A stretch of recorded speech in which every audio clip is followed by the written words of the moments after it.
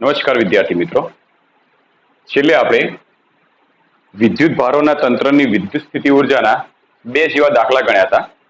હવે આપણે થોડા બીજા આગળ વધારાના દાખલા ગણીએ. દાખલો છે સ્વાધ્યાયનો દાખલા નંબર 2.18. દાખલાની રકમ આ પ્રમાણે છે કે હાઇડ્રોજન પરમાણુમાં ઇલેક્ટ્રોન અને પ્રોટોન 0.53 એંગસ્ટ્રોમ અંતરે બંધિત અવસ્થામાં રહેલા છે. હાઇડ્રોજન પરમાણુમાં જુઓ તો એક પ્રોટોન એક ઇલેક્ટ્રોન હોય, તો એક પ્રોટોન એક ઇલેક્ટ્રોન આ બંને બંધિત અવસ્થાની અંદર પ્રોટોન અને ઇલેક્ટ્રોન રહેલા છે. તો આપણે સાબિત શું કરવું છે કે ઇલેક્ટ્રોન અને પ્રોટોન વચ્ચેના અનંત અંતર માટે ઇલેક્ટ્રોન અને પ્રોટોન વચ્ચેના અનંત અંતર માટે સ્થિતિ ઉર્જા જો શૂન્ય લઈએ તો આ તંત્રની સ્થિતિ ઉર્જાનો ઇલેક્ટ્રોવોલ્ટમાં અંદાજ કેટલો થાય. એટલે ટૂંકમાં તમે આમ સમજી શકો કે માની લો કે એક પ્રોટોન હોય, એક ઇલેક્ટ્રોન છે. આ હાઇડ્રોજનની અંદર ઇલેક્ટ્રોન અને પ્રોટોન બંધિત અવસ્થામાં અત્યારે આવી સ્થિતિમાં છે. બરાબર, બંને વચ્ચેનું અંતર જો તમે જુઓ તો 0.53 એંગસ્ટ્રોમ જેટલા અંતરે બંને રહેલા છે. હવે શું કીધું છે કે આ ઇલેક્ટ્રોન જો આ બંધિત અવસ્થામાંથી આ બંને વચ્ચેનું અંતર અનંત અંતર થઈ જાય, જો અનંત અંતરે આ બંનેની સ્થિતિ ઉર્જા શૂન્ય લઈએ તો બંધિત અવસ્થામાં જ્યારે હશે એ વખતે એમની સ્થિતિ ઉર્જા ઇલેક્ટ્રોવોલ્ટમાં કેટલી હશે. ફરીથી કહું છું કે ઇલેક્ટ્રોન અને પ્રોટોન હાઇડ્રોજન પરમાણુમાં બંધિત અવસ્થામાં છે, બરાબર, 0.53 એંગસ્ટ્રોમ જેટલા અંતરે. હવે રકમમાં એવું કીધું છે કે જો ઇલેક્ટ્રોન અને પ્રોટોન અનંત અંતરે છૂટા પડી અનંત અંતરે જતા રહે અને અનંત અંતરે જો એમની સ્થિતિ ઉર્જા શૂન્ય હોય તો બંધિત અવસ્થામાં સ્થિતિ ઉર્જા કેટલી હશે. બંધિત અવસ્થા એટલે કઈ? આવી અવસ્થા એટલે બંધિત અવસ્થા જેમાં એક પ્રોટોન એક ઇલેક્ટ્રોન બંને વચ્ચેનું અંતર 0.53 એંગસ્ટ્રોમ, આ અવસ્થા એટલે એની બંધિત અવસ્થા. એટલે ટૂંકમાં તમે વિચારી શકો કે ભાઈ આ પોઈન્ટ એ બિંદુ લઈ લો, આ બીજું બિંદુ લઈ લો, બંને બિંદુઓના સ્થાન લઈ લો તો એ અને બી આ બંને સ્થાન છે. હવે બંધિત અવસ્થા કોને કહેવાશે કે ભાઈ પ્રોટોનને તમે અનંત અંતરેથી આ સ્થાન ઉપર લાયા, ઇલેક્ટ્રોનને અનંત અંતરથી આ સ્થાન ઉપર લાયા અને આ સ્થાન ઉપર જકડી રાખ્યા, એ એની બંધિત અવસ્થા કહેવાય. તો આ બંધિત અવસ્થા દરમિયાન એની સ્થિતિ ઉર્જા કેટલી હશે, તો આ તંત્રની સ્થિતિ ઉર્જા કેટલી હોય એ આપણે શોધવાનું છે. તો સિમ્પલ મેથડ છે જે આપણે આગળ દાખલા ગણ્યા છે એ પ્રમાણે આપણે ગણવાનો પ્રયત્ન કરીએ. તો સૌથી પહેલા આપણે ઇલેક્ટ્રોન અને પ્રોટોન આ બંને જે વિદ્યુત ભારો છે એમને આપણે આવી રીતે દર્શાવીએ કે ઇલેક્ટ્રોન જેના આપણે Q1 વિદ્યુત ભાર કહીએ અને એનું મૂલ્ય હોય છે -1.6 × 10⁻⁻19 કુલમ. જ્યારે જે પ્રોટોન હોય એ પ્રોટોનના આપણે Q2 વિદ્યુત ભાર કહી દઈએ અને એના વિદ્યુત ભારનું મૂલ્ય હશે +1.6 × 10⁻⁻19 કુલમ. ટૂંકમાં Q1 અને Q2 બે વિદ્યુત ભારો જ થઈ ગયા.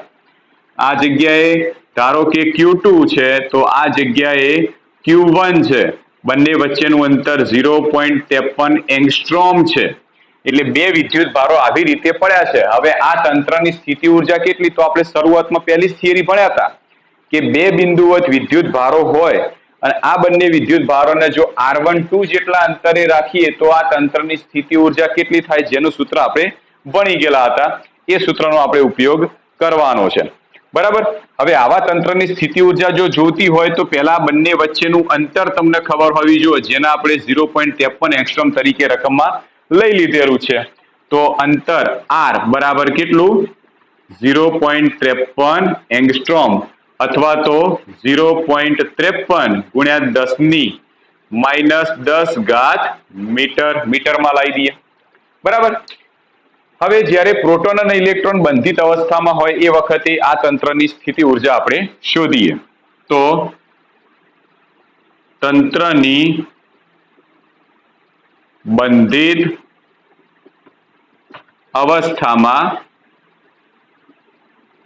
સ્થિતિ ઉર્જા. ચલો, તંત્રની બંધિત અવસ્થામાં સ્થિતિ ઉર્જા સૂત્ર આપણે જાણીએ છીએ. સ્થિતિ ઉર્જા U બરાબર K Q1 Q2 ભાગ્યા R, બંને વચ્ચેનું અંતર R. કિંમતો મૂકી દઈએ. કેની કિંમત થશે 9 ગુણ્યા 10⁹ Q1 તરીકે ધારો કે ઇલેક્ટ્રોન છે તો -1.6 ઇન્ટુ 10⁻⁻19 કુલમ. Q2 તરીકે પ્રોટોન તો 1.6 ઇન્ટુ 10⁻⁻19 કુલમ. છેદમાં બંને વચ્ચેનું અંતર 0.53 ગુણ્યા 10⁻10 મીટર. હવે અહીંયા દેખાય છે, જો આ ચિહ્ન -12 લઈ લઉં તો 1.6 ઇન્ટુ 10⁻⁻19 1.6 ઇન્ટુ 10⁻⁻19 તો વર્ગ થઈ જશે. તો -12 લઈ લઉં તો આવશે 9 ગુણ્યા 10⁹ ગુણ્યા 1.6 ઇન્ટુ 10⁻⁻19 કુલમનો વર્ગ, અને છેદમાં આવશે 0.53 ગુણ્યા 10⁻10. આ જવાબ તમે લાવશો તો આનો તમને જવાબ જે મળશે એ આટલો મળશે, -43.47 ગુણ્યા 10⁻⁻19 જૂલમાં મળશે. આ ઉર્જા જે મળશે એ જૂલમાં મળશે, પણ આપણે શામાં લાવવાની છે? ઇલેક્ટ્રોવોલ્ટમાં. તો ઇલેક્ટ્રોવોલ્ટમાં આપણે કેવી રીતે લાવીએ? તો સૂત્ર જાણીએ છીએ કે 1 ઇલેક્ટ્રોવોલ્ટ બરાબર 1.6 ગુણ્યા 10⁻⁻19 જૂલ. 1 ઇલેક્ટ્રોવોલ્ટ બરાબર 1.6 ગુણ્યા 10⁻⁻19 જૂલ થાય. તો જૂલનું ઇલેક્ટ્રોવોલ્ટમાં કરવાનું. આ ઇલેક્ટ્રોવોલ્ટનું જૂલમાં કરો તો આટલા વડે ગુણવાના, તો જૂલનું ઇલેક્ટ્રોવોલ્ટમાં કરો તો આટલા વડે ભાગવાના. તો એના ભાગ્યમાં આના છેદમાં લઈ લઈએ. તો therefore U બરાબર -43.47 ગુણ્યા 10⁻⁻19 છેદમાં 1.6 ગુણ્યા 10⁻⁻19. આ થઈ ગયું ઇલેક્ટ્રોવોલ્ટ.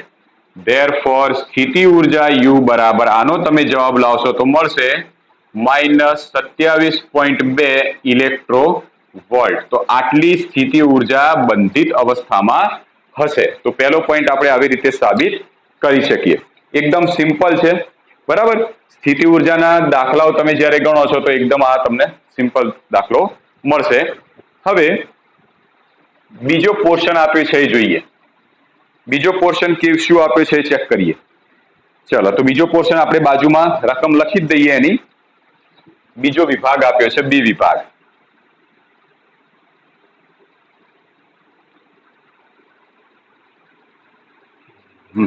તો બી વિભાગમાં આવી રીતે લખેલું છે કે ઇલેક્ટ્રોનને મુક્ત કરવા માટે કેટલું લઘુત્તમ કાર્ય કરવું પડે.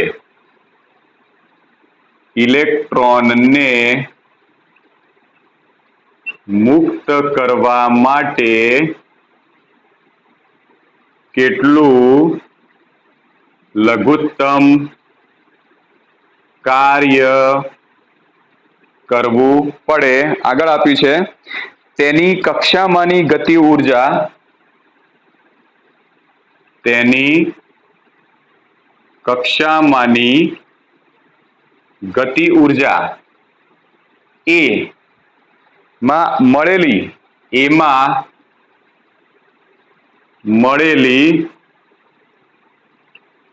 સ્થિતિ ઉર્જા કરતા અડધી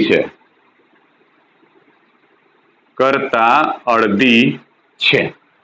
ક્લિયર? ઓકે. તમારે શું કરવાનું છે કે ઇલેક્ટ્રોનને મુક્ત કરવા માટે કેટલું લઘુત્તમ કાર્ય કરવું પડે. રકમમાં આગળ આપી છે કે તેની કક્ષામાંની ગતિ ઉર્જા, એટલે ઇલેક્ટ્રોનની ગતિ ઉર્જા એ વિભાગમાં, એ વિભાગ એટલે આ પહેલો વિભાગ, આ વિભાગ હતો એ વિભાગ, તો એ વિભાગમાં મળેલી સ્થિતિ ઉર્જા કરતા અડધી છે. તો એ વિભાગમાં સ્થિતિ ઉર્જા કેટલી મળી? આટલી. તો એની ઇલેક્ટ્રોનની ગતિ ઉર્જા કેટલી છે? સ્થિતિ ઉર્જા કરતા અડધી. તો આ રીતે લખી શકીએ આગળ આપણે કે ઇલેક્ટ્રોનની ગતિ ઉર્જા, ચલો આપણે એને કહીએ કાઇનેટિક એનર્જી, ગતિ ઉર્જા બરાબર સ્થિતિ ઉર્જા કરતા અડધી. હવે મિત્રો યાદ રાખજો કે હંમેશા ગતિ ઉર્જા ધન જ મળશે. કેમ? કારણ કે ગતિ ઉર્જાનું સૂત્ર જાણીએ છીએ 1/2 mv², જ્યાં m એટલે કોઈ પણ પદાર્થનું દળ, એ તો હંમેશા ધન જ હોય. v એટલે વેગ, વેગ ઋણ હોય ધન હોય એનો વર્ગ કરશો તો પણ જવાબ ધન મળશે, અને વેગ ઋણ હોય એનો વર્ગ કરશો તો પણ જવાબ ધન જ મળશે. ટૂંકમાં ગતિ ઉર્જાનો તમે જવાબ લાવશો તો હંમેશા ધન જ મળશે. બરાબર, એટલે ગતિ ઉર્જા જે સ્થિતિ ઉર્જા કરતા અડધી છે. હવે સ્થિતિ ઉર્જા પહેલા વિભાગમાં માઇનસ મળેલી છે, પણ આપણે જાણીએ છીએ કે ગતિ ઉર્જા હંમેશા ધન હોય, તો પહેલા વિભાગમાંથી જે સ્થિતિ ઉર્જાની કિંમત છે એનું ફક્ત મૂલ્ય જ મૂકવાનું થાય. એટલે 1/2 સ્થિતિ ઉર્જા. ઓકે, 1/2 યુ, અથવા પોટેન્શિયલ એનર્જી એમ લખી શકો, યુ અથવા લખો પોટેન્શિયલ એનર્જી, પીઈ એટલે સ્થિતિ ઉર્જા. બરાબર, તો જે વિધાન આપ્યું છે વિધાન પ્રમાણે આપણે આવી રીતે દર્શાવી શકીએ. ચલો કિંમતો મૂકી દઈએ, ગતિ ઉર્જા કેટલી મળે છે ચેક કરીએ. તો બરાબર 1/2 27.2, તો જવાબ આવશે એપ્રોક્સિમેટલી 13 × 26 એટલે 13.6 ઇલેક્ટ્રો વોલ્ટ. તો ગતિ ઉર્જા કેટલી મળી ઇલેક્ટ્રોનની? 13.6 ઇલેક્ટ્રો વોલ્ટ. પણ આપણે શોધવાનું શું છે કે ઇલેક્ટ્રોનને મુક્ત કરવા માટે કેટલું લઘુત્તમ કાર્ય કરવું પડે. એટલે સિમ્પલ વિચારો, આપણે રફમાં એક આકૃતિ બનાવીએ કે માની લો કે આ ન્યુક્લિયસ છે જેમાં પ્રોટોન છે, એની આજુબાજુમાં ઇલેક્ટ્રોન છે. ઓકે, હવે આ ઇલેક્ટ્રોન અને પ્રોટોન આ બંને વચ્ચેનું અંતર 0.53 એંગસ્ટ્રોમ આપી દીધું છે. બરાબર, આ છે એની બંધિત અવસ્થા. મતલબ આવી સ્થિતિમાં જ્યારે ઇલેક્ટ્રોન અને પ્રોટોન હશે તો એમની પાસે સ્થિતિ ઉર્જા આટલી હશે અને ગતિ ઉર્જા આટલી હશે. બરાબર, હવે જો મારા ઇલેક્ટ્રોનને અહીંથી મુક્ત કરવો હોય તો શું થશે? આટલી ગતિ ઉર્જા અને આટલી સ્થિતિ ઉર્જા એટલે કુલ ઉર્જા, જેને આપણે યાંત્રિક ઉર્જા તરીકે ઓળખીએ, જેટલી યાંત્રિક ઉર્જા આવી એટલી ઉર્જા મુક્ત કરી અને એ ઇલેક્ટ્રોન અનંત અંતરે જતો રહેશે. અહીંયા લખ્યું છે કે ઇલેક્ટ્રોનને મુક્ત કરવા માટે, માની લો કે હું અહીંયાથી ઇલેક્ટ્રોનને મુક્ત કરું તો ઇલેક્ટ્રોન મુક્ત થઈને ક્યાં જશે? તો સ્વાભાવિક છે કે એ ઇલેક્ટ્રોન મુક્ત થઈને અનંત અંતરે જતો રહેવાનો છે. અનંત અંતરે કેમ કીધેલું છે? કારણ કે ઇલેક્ટ્રોન જો આ જગ્યાએ હશે એટલે એની પાસે કંઈક ઉર્જા હશે. ઇલેક્ટ્રોન આ સ્થિતિમાં છે એટલે એની પાસે કંઈક ઉર્જા હશે. હવે જો ઇલેક્ટ્રોન પાસેથી એ ઉર્જા લઈ લેવામાં આવે તો શું થશે? તો ઇલેક્ટ્રોન ગતિ કરતો કરતો દૂર એના પકડમાંથી, ન્યુક્લિયસના પકડમાંથી દૂર તરફ જતો રહેશે. એટલે ટૂંકમાં ઇલેક્ટ્રોનને મુક્ત કરવો એનો મતલબ એ થાય કે ઇલેક્ટ્રોનને અનંત અંતરે મોકલવો. તો ઇલેક્ટ્રોનને જ્યારે અનંત અંતરે મોકલો છો તો એ કેટલી ઉર્જા આપશો તો ઇલેક્ટ્રોન અનંત અંતરે જશે? તો સ્વાભાવિક છે કે ઇલેક્ટ્રોન અને પ્રોટોન આ તંત્રની સ્થિતિ ઉર્જા આટલી છે. હવે ખબર છે કે ઇલેક્ટ્રોન અને પ્રોટોનની આવી જ્યારે રચના હોય, કોઈ પણ હાઇડ્રોજન પરમાણુ અથવા કોઈ પણ તત્વ લઈ લો, એના પરમાણુમાં જો આવી રીતની રચના હોય તો ન્યુક્લિયસમાં રહેલા પ્રોટોન હંમેશા અંદર સ્ટેડી રહે, સ્થિર રહે. પણ જ્યારે કોઈ પરમાણુને બીજા પરમાણુ સાથે ભાગીદારીમાં લેવામાં આવે, એક તત્વ બીજા તત્વ સાથે ભાગીદારીમાં લેવામાં આવે તો ઇલેક્ટ્રોન જ દૂર ખસે છે, કદી પ્રોટોન ખસતો નથી. એટલે સ્વાભાવિક છે કે ઇલેક્ટ્રોન ખસે તો ગતિ ઉર્જા ઇલેક્ટ્રોનની જ હોય, પણ કહેવાય તંત્રની જ. કેમ તંત્રની કહેવાય? કારણ કે જો તમે ઉર્જા આપશો તો ઇલેક્ટ્રોન જ ખસવાનો છે, પ્રોટોન તો ન્યુક્લિયસમાં સ્થિર જ રહેવાનો છે. બરાબર, તો જે ગતિ ઉર્જા આવશે એ ઇલેક્ટ્રોનની આવશે, પણ કહેવાય તો તંત્રની જ. તો આ જે ઇલેક્ટ્રોનની ગતિ ઉર્જા મળી એ તંત્રની ગતિ ઉર્જા થશે, અને આ જે ઉર્જા મળી સ્થિતિ ઉર્જા એ પણ તંત્રની જ સ્થિતિ ઉર્જા છે. તો એનો મતલબ તંત્રની યાંત્રિક ઉર્જા, કુલ ઉર્જા કેટલી છે એ પહેલા આપણે શોધી કાઢીએ. તો તંત્રની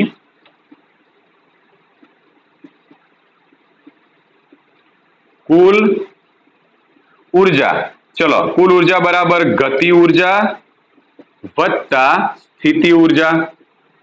ગતિ ઉર્જા આપણે લાયા 13.6 વત્તા સ્થિતિ ઉર્જા, પણ એ માઇનસ છે માટે -27.2.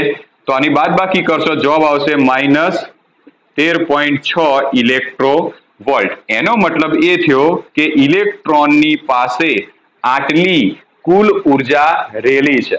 તો જો ઇલેક્ટ્રોનને તમારે મુક્ત કરવો હોય તો બહારથી આટલી ઉર્જા તમારે આપવી પડશે. આટલી, આ ધન આ ઋણ છે, તો એનો મતલબ આટલી એની પાસે કુલ ઉર્જા છે. તો આટલા મૂલ્યની તમે બહારથી ઉર્જા આપશો તો જ ઇલેક્ટ્રોન મુક્ત થાય. ચલો સિમ્પલ આપણે વિચારવું છે કે માની લો કે કોઈ દોરી છે, આપણે દોરીના નીચે પથ્થર બાંધેલો છે. ક્લિયર? હવે દોરી આપણા હાથમાં છે અને દોરીથી પથ્થરને ગોળ ગોળ ફેરવીએ છીએ. હવે પથ્થર છે એ દોરીની જે આપણે માની લો કે આપણો હાથ છે એ ધરી છે, તો ધરીની આસપાસ ફરે જશે. આપણે ધીમે ધીમે ધીમે ફેરવીએ, માની લે કે દોરી જે છે બહુ પતલી લઈ લઈએ, બહુ જ પતલી લઈ લઈએ, પથ્થર થોડો વજનદાર લઈ લઈએ, અને હવે તમે ફેરવવાની શરૂ કર્યું. તમે ધીમે ધીમે બળ લગાડશો ત્યાં સુધી ફરે જશે, પણ જો વધારે જોરથી ફેરવવાનો પ્રયત્ન કરશો, બળની કિંમત વધી જશે તો એ મુક્ત થઈ જશે. તો આનો મતલબ શું થયો કે જ્યારે પથ્થરને ખેંચી રાખતું જે બળ હતું એના અંદર આપણે બાહ્ય બળ વધારી દીધું, જેથી પથ્થર તૂટી ગયો અને મુક્ત થઈ ગયો. તો બાહ્ય બળ તમે જેમ જેમ વધારતા વધારતા એને ખેંચી રાખતું બળ જે છે એના જેટલું કરી દેશો એટલે પથ્થર ત્યાંથી તૂટી અને છટકી જવાનો પ્રયત્ન કરશે. તો એ જ વસ્તુ અહીંયા થશે કે ઇલેક્ટ્રોન પાસે કુલ ઉર્જા આટલી છે, હવે એને જ્યારે મારે છોડી દેવો હોય તો આટલા મૂલ્યની બહારથી તમે ઉર્જા આપો તો જ ઇલેક્ટ્રોન છટકી અને અનંત અંતરે જતું રહે. અને જેટલી બહારથી ઉર્જા આપો અને એ જ ઉર્જા એ કહેવાય એનું કાર્ય. તો આપણે આમ નીચે લખી શકીએ કે ઇલેક્ટ્રોનને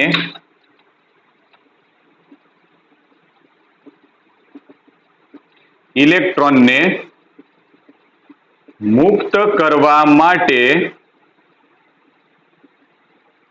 બાહ્ય રીતે 13.6 ઇલેક્ટ્રોવોલ્ટ, આ માઇનસ છે તો એટલા જ મૂલ્યની ધન ઉર્જા તમારે આપવી પડે. કારણ કે ધન કેમ? કારણ કે આ માઇનસનો મતલબ આપણે એમ વિચારી લઈએ કે આ બાજુની ઉર્જા, ધનનો મતલબ એટલા જ મૂલ્યની આ બાજુની. ખ્યાલ આવે? બંને સરખી થાય ત્યારે ઇલેક્ટ્રોન છટકીને દૂર તરફ જતો રહે. તો આટલા મૂલ્યની ધન ઇલેક્ટ્રોવોલ્ટ ઉર્જા આપવી પડે. ધેરફોર કરવું પડતું લઘુત્તમ કાર્ય બરાબર બાહ્ય ઉર્જા બરાબર પ્લસ 13.6 ઇલેક્ટ્રોવોલ્ટ. તો આટલું કાર્ય કરવું પડે, એટલી જ બહારથી ઉર્જા તમારે આપવી પડશે. ક્લિયર? 2 પોઈન્ટ ઈઝી સમજણ પડી ગઈ. હવે સી નંબરનો વિભાગ આપેલો છે એ જોઈએ આપણે.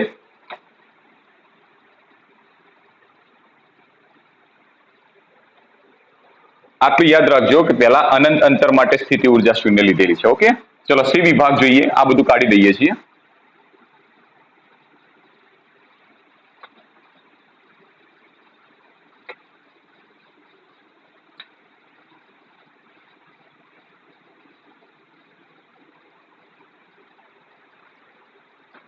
સી વિભાગ આવી રીતે આપી દીધેલો છે કે બંને વચ્ચેના 1.06 એંગસ્ટ્રોમ અંતર માટે બંને વચ્ચેના 1.06 એંગસ્ટ્રોમ અંતર માટે સ્થિતિ ઉર્જા શૂન્ય લેવામાં આવે તો સ્થિતિ ઉર્જા શૂન્ય લેવામાં આવે તો ઉપર એ અને બી માટેના જવાબો શું થાય? ઉપર એટલે આગળના જે એ અને બી વિભાગ હતો એ અને બી માટેના જવાબો શું થાય? શું કીધું છે સમજો. તમને પહેલા શરૂઆતમાં જો તમે રકમ જોઈ હોય, શરૂઆતના તમે બંને વિભાગ જોયા હોય એ અને બી, તો આ બંને વિભાગમાં જે પ્રોટોન અને ઇલેક્ટ્રોન છે એને બંધિત અવસ્થામાં રાખ્યા હતા ત્યારે બંને વચ્ચેનું અંતર હતું 0.53 એંગસ્ટ્રોમ. બરાબર. હવે શું કીધું છે કે જો બંને વચ્ચેના 1.06 એંગસ્ટ્રોમ અંતર માટે સ્થિતિ ઉર્જા શૂન્ય લેવામાં આવે તો, જો તમે આ રકમનો પહેલો વિભાગ ફરીથી સમજ્યા હોય તો તમને કહી દઉં, એમાં એવું લખ્યું હતું હાઇડ્રોજન પરમાણુમાં ઇલેક્ટ્રોન અને પ્રોટોન 0.53 એંગસ્ટ્રોમ અંતરે બંધિત અવસ્થામાં છે. તો એ વિભાગમાં આવી રીતે હતું, તમારું બુક ખોલજો અને જોજો. એ વિભાગમાં આવી રીતે લખેલું હતું ઇલેક્ટ્રોન અને પ્રોટોન વચ્ચેના અનંત અંતર માટે સ્થિતિ ઉર્જા શૂન્ય લઈએ. એટલે એનો મતલબ એ હતો કે શરૂઆતના એ વિભાગમાં આવી રીતે હતું કે આ જગ્યાએ પ્રોટોન હતો, આ જગ્યાએ ઇલેક્ટ્રોન હતો, બંને વચ્ચેનું અંતર 0.53 એંગસ્ટ્રોમ હતું. આ શરૂઆતની બંધિત અવસ્થા માટેનું. હવે એ વિભાગમાં એવું કીધેલું હતું કે જો આ અવસ્થામાંથી ઇલેક્ટ્રોનને મુક્ત કરીએ અને ઇલેક્ટ્રોન જો અનંત અંતરે જતો રહે, એટલે આટલી અનંત અંતરે ઇલેક્ટ્રોન જો જતો રહે, તો આવી સ્થિતિમાં અનંત અંતરે જતો રહે, તો આવી સ્થિતિમાં એની સ્થિતિ ઉર્જા લેવાની છે શૂન્ય. એ વિભાગ ફરીથી સમજો. એ વિભાગમાં આવી રીતે લખેલું હતું કે ઇલેક્ટ્રોન અને પ્રોટોન વચ્ચેના અનંત અંતર માટે સ્થિતિ ઉર્જા જો શૂન્ય લઈએ, તો એવી સ્થિતિમાં આ જે પ્રોટોન અને ઇલેક્ટ્રોન બંધિત અવસ્થામાં હતા, તો બંધિત અવસ્થામાં એની સ્થિતિ ઉર્જા કેટલી થાય? ટૂંકમાં સમજી લો કે પહેલા વિભાગમાં આપણે એવું સાબિત કર્યું કે જ્યારે પ્રોટોન અને ઇલેક્ટ્રોન આવી બંધિત અવસ્થામાં હતા, ત્યારે સ્થિતિ ઉર્જા U આપણને મળી હતી -27.2 ઇલેક્ટ્રોવોલ્ટ. હવે આ જે સ્થિતિ ઉર્જા તમને મળી, હવે આ જે ઇલેક્ટ્રોન અને પ્રોટોન જ્યારે અનંત અંતરે જતા રહ્યા છે, શરૂઆતમાં આ સ્થિતિમાં હતા, પણ ઇલેક્ટ્રોન અને પ્રોટોન જ્યારે અનંત અંતરે જતા રહે, તો અનંત અંતરે જ્યારે સ્થિતિ ઉર્જા શૂન્ય થાય, તો 0.53 એંગસ્ટ્રોમ અંતરે સ્થિતિ ઉર્જા આટલી છે.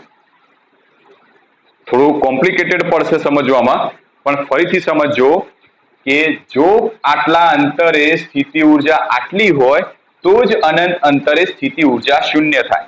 પણ હવે બીજા પોઈન્ટમાં શું કીધું છે સી નંબરમાં, કે જો બંને વચ્ચેનું અંતર અનંત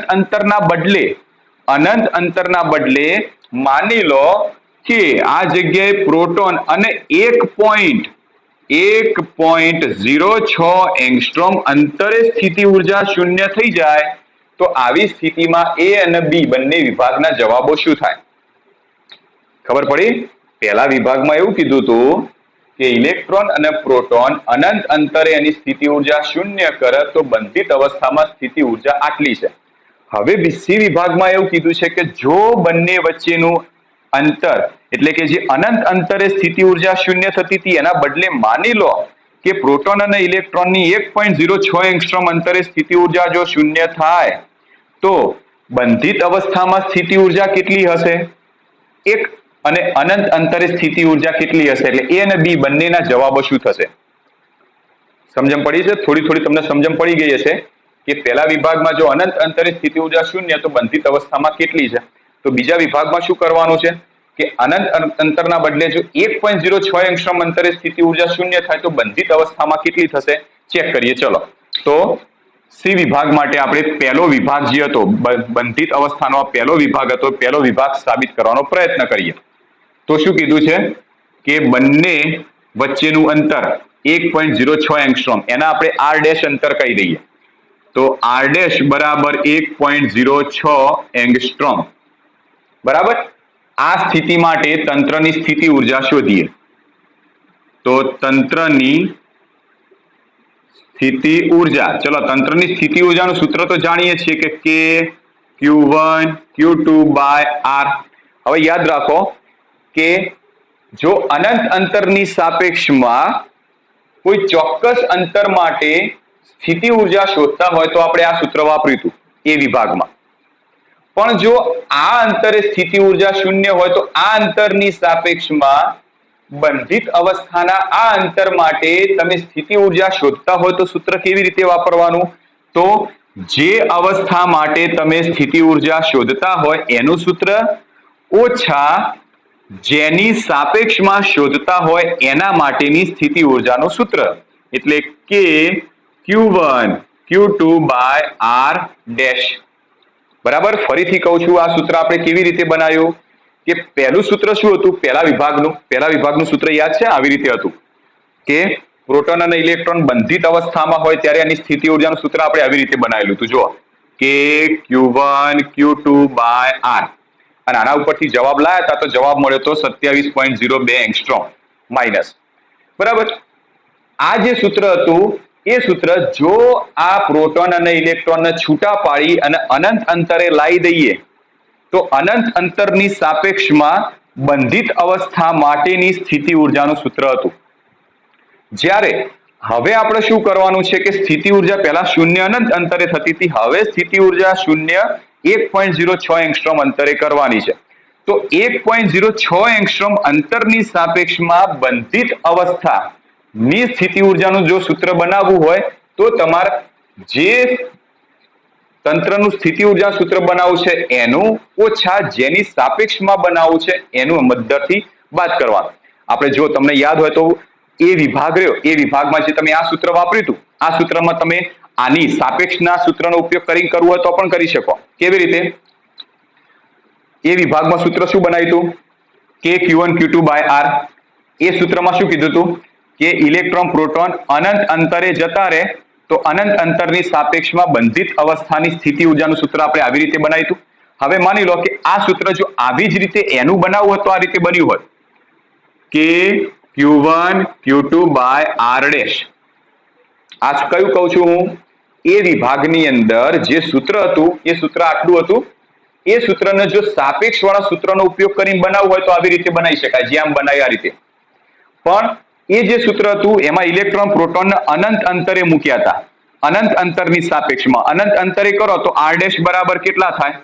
ઇન્ફાઇનાઇટ થઈ જાય. તો અહીંયા આગળ R ડેશ બરાબર ઇન્ફાઇનાઇટ લઈ લો તો 1/ઇન્ફાઇનાઇટ થઈ જાય અને એનો જવાબ શૂન્ય, તો આ જવાબ શૂન્ય થઈ જાય. એટલા માટે આટલું એક જ ભાગનું સૂત્ર આપણે લખ્યું હતું. બરાબર, એક જ ભાગનું સૂત્ર કેમ લખ્યું હતું? કારણ કે અનંત અંતરની સાપેક્ષમાં બંધિત અવસ્થાનું સૂત્ર હતું અને અનંત અંતર એટલે R ડેશ બરાબર ઇન્ફાઇનાઇટ થઈ જાય, તો બીજો ભાગ આપણે લખતા નતા.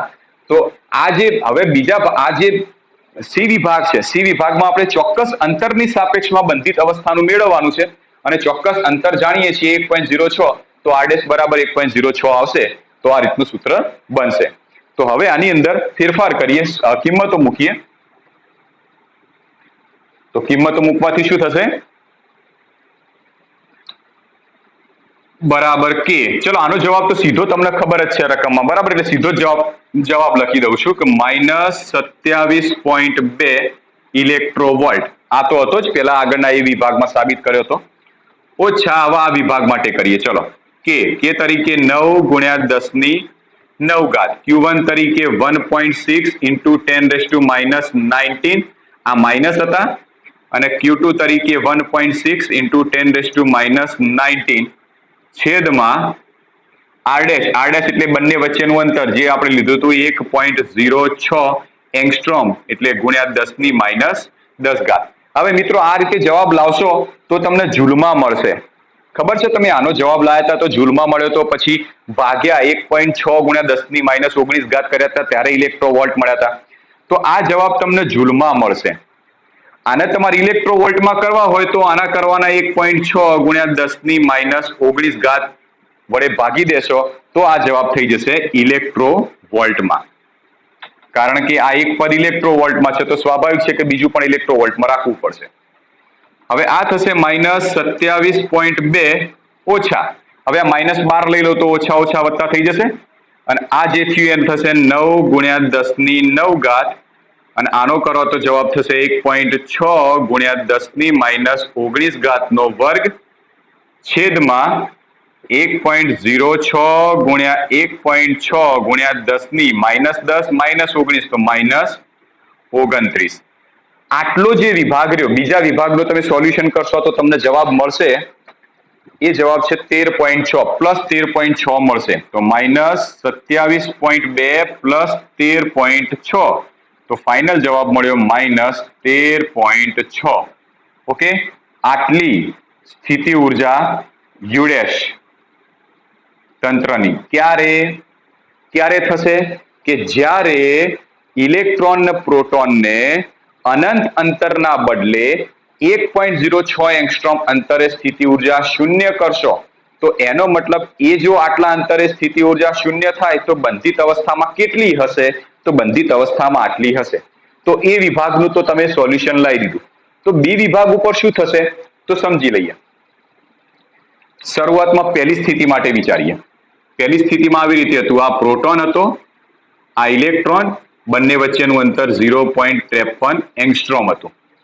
ઓકે, પછી બી વિભાગમાં શું કર્યું હતું કે આ પ્રોટોન હતો, એ પ્રોટોનને તમે જ્યારે ઇલેક્ટ્રોનને તમે મુક્ત કરો છો અને ઇલેક્ટ્રોન જતો રહે છે અનંત અંતરે, આટલાથી આટલું અંતર ઇન્ફાઇનાઇટ થઈ ગયું, તો એ વખતે સ્થિતિ ઉર્જા શૂન્ય થઈ. ઇન્ફાઇનાઇટ એટલે કેટલું? હું એમ કહું કે બંધિત અવસ્થામાં તમને સ્થિતિ ઉર્જા મળી હતી -27.2 ઇલેક્ટ્રોવોલ્ટ. બરાબર, બંધિત અવસ્થામાં આટલી હતી. હવે જ્યારે ઇલેક્ટ્રોનને તમે મુક્ત કરો છો ત્યારે જે બહારથી ઉર્જા આપશો જેના લીધે તમારી સ્થિતિ કુલ ઉર્જા ઘટતી જશે અને ઘટતી એક એવો સમય આવશે, એક એવું અંતર આવશે કે ઇલેક્ટ્રોન પાસે કોઈ જ પ્રકારની ઉર્જા નહીં હોય. એનો મતલબ સ્થિતિ ઉર્જા બંને વચ્ચેની શૂન્ય થઈ જશે અને આવી સ્થિતિમાં આ અંતર તમે માપશો તો અનંત અંતર હશે. પણ અનંત એટલે કેટલું? શું અનંત એટલે 1000 એંગસ્ટ્રોમ, 2000 એંગસ્ટ્રોમ અથવા 1.06 એંગસ્ટ્રોમ પણ હોઈ શકે? હા, હોઈ શકે. અનંત અંતર એટલે 1000 એંગસ્ટ્રોમ પણ હોઈ શકે, 2000 એંગસ્ટ્રોમ પણ હોઈ શકે અને 1.06 એંગસ્ટ્રોમ પણ હોઈ શકે. એનો મતલબ એ થયો કે જો બંધિત અવસ્થામાં 0.53 એંગસ્ટ્રોમ અંતરે સ્થિતિ ઉર્જા આટલી હતી તો અનંત અંતરે સ્થિતિ ઉર્જા શૂન્ય થાય છે. એનો મતલબ અનંત અંતર એટલે કેટલું અંતર હશે એ સ્પેસિફાય નહીં કર્યું. એ 1.06 એંગસ્ટ્રોમ પણ હોઈ શકે અને 1.06 એંગસ્ટ્રોમ હોય તો 1.06 એંગસ્ટ્રોમ માટે બી વિભાગનો જે જવાબ શોધવાનો છે તો એમાં કોઈ જ ફરક પડશે નહીં. ટૂંકમાં આપણે યાદ રાખવાનું કે જો અનંત અંતરે સ્થિતિ ઉર્જા શૂન્ય થાય અને બીજા કોઈ અંતરે જો સ્થિતિ ઉર્જા શૂન્ય આપેલી હોય તો અનંત અંતરની સ્થિતિ ઉર્જામાં કોઈ જ ફરક પડશે નહીં. તો બી વિભાગના જવાબમાં કોઈ જ ફરક પડશે નહીં. તો અહીંયા આગળ આપણે લખી શકીએ વિભાગ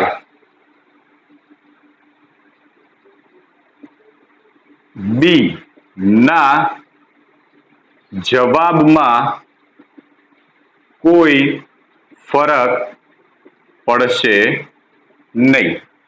જવાબમાં કોઈ જ ફરક પડશે નહીં. તો આ રીતે આપણે સ્વાધ્યાયનો 2.18 દાખલો ગણી શકીએ. મિત્રો, એક દાખલો હોમવર્કમાં આપું છું. સ્વાધ્યાયનો દાખલા નંબર 2.19 એકદમ ઈઝી દાખલો છે. આના સિવાયના આગળના જે દાખલા ગણ્યા એના ઉપર બેઝ ઉપરનો દાખલો છે, ઈઝી છે. એટલા માટે હું તમને હોમવર્કમાં આપું છું અને આ હોમવર્ક મને બતાવવાનું રહેશે. ઓકે, તો આ રીતે દાખલો તમે ગણી શકો.